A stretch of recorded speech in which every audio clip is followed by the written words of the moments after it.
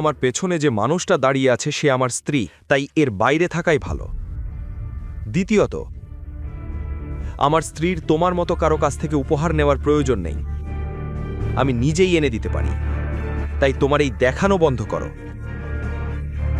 আর তৃতীয়ত, পকেটে টাকা না থাকলে খুচরো ঝনঝনিয়ে বড়লোক সাজার চেষ্টা করো না। এতটুকু বলেই নীল বিজনকে পাশ কাটিয়ে অফিস থেকে বেরিয়ে গেল।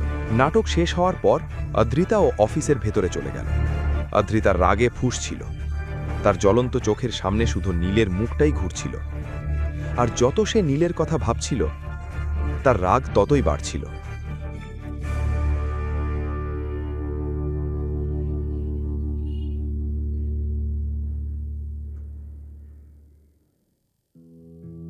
হ্যালো, আমি তোমার ফোনের অপেক্ষায় ছিলাম। আজ আমি তোমার একটি বিশেষ ব্যক্তির সঙ্গে মিটিং ঠিক করেছি। ঠিকানাটা আমি মেসেজ করেছি। একবার তাদের সঙ্গে দেখা করতে হবে।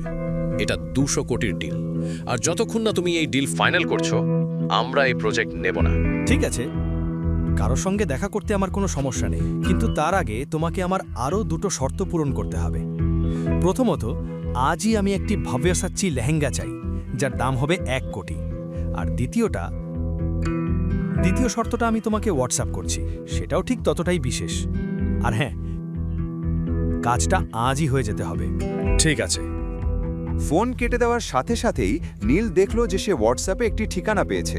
সেই ঠিকানাটি ছিল গোল্ডেন পার্ক সোসাইটির, যেখানে তার মিটিং ছিল। গোল্ডেন পার্ক সোসাইটি শুধু সুরাটেই নয়, বরং গোটা গুজরাটের অন্যতম সবচেয়ে বিলাসবহুল সোসাইটি ছিল। কিন্তু নীল কার সঙ্গে দেখা করতে যাচ্ছিল এ সম্পর্কে তার কোনো তথ্যই ছিল না। নীল একটি ট্যাক্সি নিল এবং গোল্ডেন পার্ক সোসাইটির দিকে রওনা দিল। শুধু সুরাটের নয়, গুজরাটের সবচেয়ে ধনী লোকেরাও সেই সোসাইটিতে থাকত।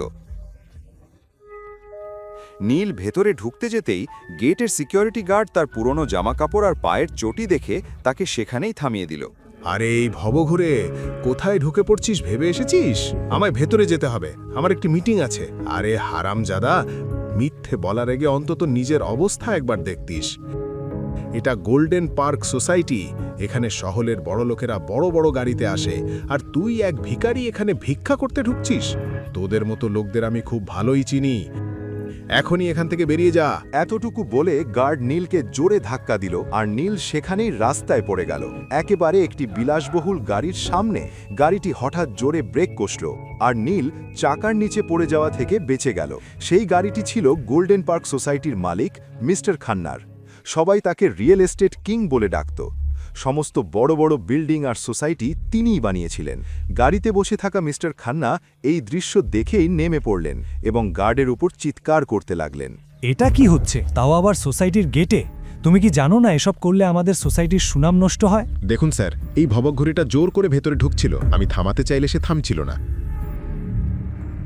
নীল স্যার, আপনি আমাকে ক্ষমা করে দিন স্যার, আমি আপনাকে চিনতে পারিনি। যদি জানতাম এটা আপনি, আমি নিজেই আপনাকে রিসিভ করতে আসতাম স্যার। বোকা, তুমি জানো উনি কে? তুমি স্যারের সামনে আমার সম্মান নষ্ট করে দিয়েছো। আমি তোমাকে এই চাকরি থেকে বরখাস্ত করছি। এতে ওর দোষ নেই। আমার অবস্থা এমন যে কেউ আমাকে ভিখারি ভাববে। কিন্তু স্যার, আপনি এই অবস্থায় 4 বছর আগে যখন আপনার সঙ্গে দেখা হয়েছিল, তখন আপনি একেবারে অন্যরকম ছিলেন। মিস্টার খান্না, এমন কিছু হয়েছে যা আমি আপনাকে বলতে পারছি না। তবে হ্যাঁ, খুব শিগগিরই সব কিছু বদলে যাবে। আপাতত আমাকে ভেতরে গিয়ে মিটিং করতে হবে, পরে আবার আপনার সঙ্গে দেখা হবে। জি নিশ্চয়ই স্যার।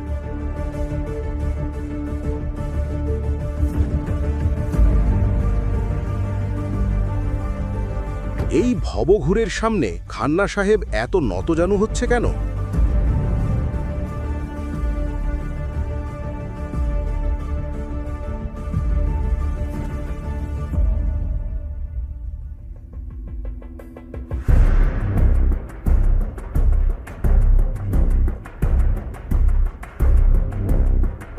তুমি আগে আমাকে বলনি কেন যে আমি এই লোকটার সঙ্গে ডিল করছি? আমি এই লোকটার সঙ্গে কোনো মিটিং করব না।